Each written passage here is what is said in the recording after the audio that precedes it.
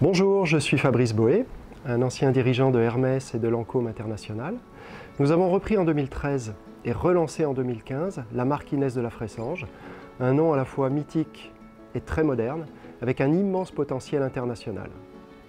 Inès de Seignard de la Fressange est la descendante d'une très ancienne famille française. À l'âge de 17 ans, elle est devenue modèle et rapidement rentrée dans la catégorie des mannequins les plus talentueuses et célèbres au monde. Elle fut le modèle et la muse de Karl Lagerfeld, ambassadrice de la maison Chanel. Elle a défilé sur les grands podiums internationaux pour les plus grandes maisons, telles que bien sûr Chanel, et également Christian Dior, Jean-Paul Gaultier, Saint Laurent et bien d'autres. Devenue alors une icône française, elle fut retenue comme visage de Marianne, le symbole de la République française, et est même entrée en 2016 au musée Grévin. Inès incarne et porte un style parisien à envier dans le monde entier. Effortless chic, le chic sans effort. Inès a même théorisé ce qu'est une parisienne et le style parisien dans un livre qui est un succès mondial. Plus d'1 million d'exemplaires vendus dans le monde entier, dans 17 éditions internationales. Ce livre est devenu une référence absolue. Partout, Inès de la Fressange est reconnue parmi les milieux de la mode et des médias pour son style et son élégance. Elle est la personne qui vient spontanément à l'esprit pour représenter et incarner le style de vie de la parisienne. Inès de la Fressange et la marque sont très présentes et actives sur les réseaux sociaux, avec par exemple près de 400 000 followers cumulés sur Instagram. En 2013, la marque a été reprise par un groupe d'investisseurs décidés à la relancer et à en faire une marque de référence dans le domaine du style parisien. Depuis le premier jour, nous avons une vision qui n'a pas varié. Le luxe est une industrie puissante, résiliente et fondamentalement bien orientée. La France en est un des grands champions et Inès de la Fressange en est une icône mondiale. Notre mission est tout simplement de proposer aux femmes du monde entier d'entrer dans le style parisien grâce à la marque Inès de la Fressange Paris.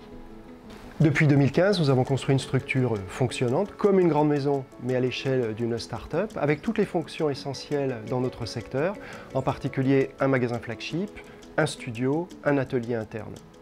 En 2018, nous avons atteint un premier cap avec un chiffre d'affaires proche de 5 millions d'euros, un EBITDA positif, franchement positif, et un résultat net pour la première fois à l'équilibre. Nous avons donc à la fois construit la société et démontré la viabilité du modèle. Le modèle repose sur 3 piliers. Le premier, la création et la vente de produits pour les catégories principales. Le deuxième, des contrats de licence avec des partenaires pour les catégories plus techniques.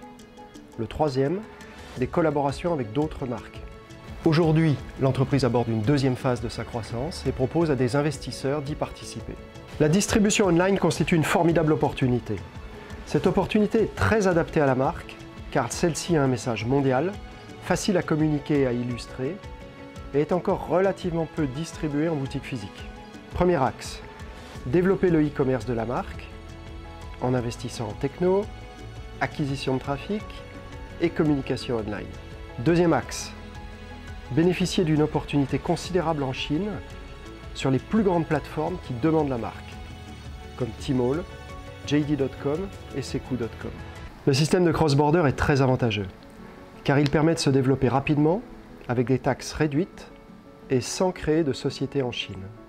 L'utilisation des fonds que nous aurons levés est essentiellement tournée vers les développements online, que ce soit pour notre propre e-commerce ou pour distribuer nos produits sur des plateformes externes, en particulier en Chine.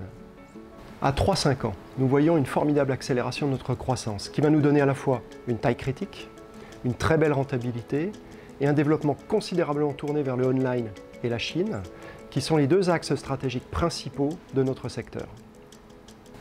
Et en plus, ce projet porte une certaine vision de la France et concerne des produits à la fois plaisir et très valorisants.